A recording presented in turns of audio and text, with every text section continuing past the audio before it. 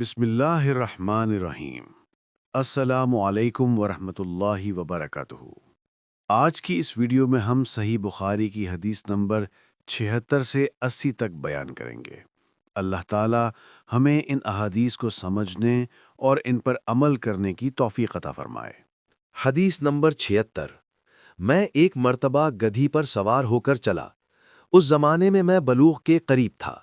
رسول اللہ صلی اللہ علیہ وسلم منع میں نماز پڑھ رہے تھے اور آپ کے سامنے دیوار یعنی آڑ نہ تھی، تو میں بعض صفوں کے سامنے سے گزرا اور گدھی کو چھوڑ دیا۔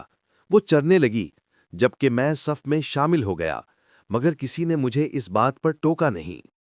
حدیث نمبر 77۔ آپ صلی اللہ علیہ وسلم نے ایک ڈول سے منہ میں پانی لے کر میرے چہرے پر کلی فرمائی اور میں اس وقت 5 سال کا تھا۔ حدیث نمبر 78۔ وہ اور حر بن قیس بن حسن فزاری حضرت موسیٰ علیہ السلام کے ساتھی کے بارے میں جھگڑے۔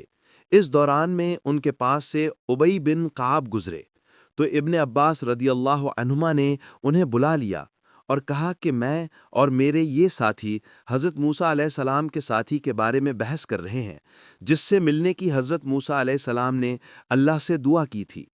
کیا آپ نے رسول اللہ صلی اللہ علیہ وسلم کو ان کا کچھ ذکر فرماتے ہوئے سنا ہے؟ حضرت ابی نے کہا کہ ہاں، میں نے رسول اللہ صلی اللہ علیہ وسلم کو ان کا حال بیان فرماتے ہوئے سنا ہے۔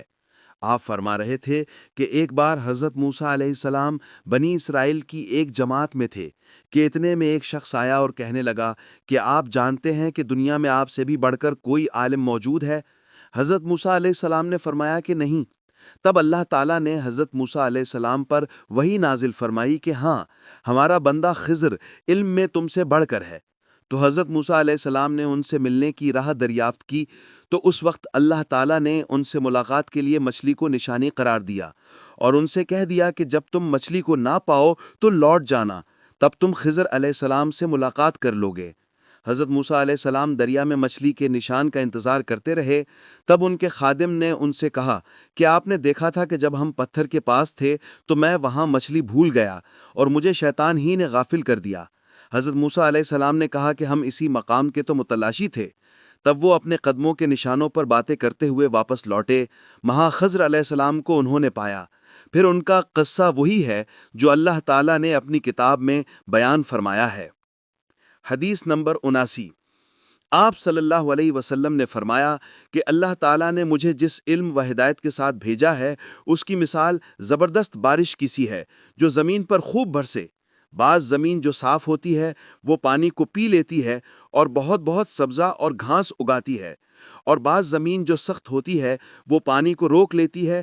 اس سے اللہ تعالیٰ لوگوں کو فائدہ پہنچاتا ہے، وہ اس سے سیراب ہوتے ہیں اور سیراب کرتے ہیں۔ اور کچھ زمین کے بعض خطوں پر پانی پڑتا ہے جو بالکل چٹیل میدان ہوتے ہیں، نہ پانی روکتے ہیں اور نہ ہی سبزہ اگاتے ہیں۔ تو یہ اس شخص کی مثال ہے جو دین میں سمجھ پیدا کرے اور نفع دے اس کو وہ چیز جس کے ساتھ میں مبعوث کیا گیا ہوں۔ اس نے علم دین سیکھا اور سکھایا، اور اس شخص کی مثال جس نے سر نہیں اٹھایا یعنی توجہ نہیں کی، اور جو ہدایت دے کر میں بھیجا گیا ہوں اسے قبول نہیں کیا۔ حضرت امام بخاری رحمہ اللہ فرماتے ہیں کہ ابن اسحاق نے ابو اسامہ کی روایت سے قبلت الماء کا لفظ نقل کیا ہے۔ قعاص قطع زمین کو کہتے ہیں جس پر پانی چڑھ جائے مگر ٹھہرے نہیں، اور صف اس زمین کو کہتے ہیں جو بالکل ہموار ہو۔ حدیث نمبر 80۔ رسول اللہ صلی اللہ علیہ وسلم نے فرمایا کہ علامات قیامت میں سے یہ ہے کہ دینی علم اٹھ جائے گا اور جہل ہی جہل ظاہر ہو جائے گا، اور علل عان شراب پی جائے گی اور زنا پھیل جائے گا۔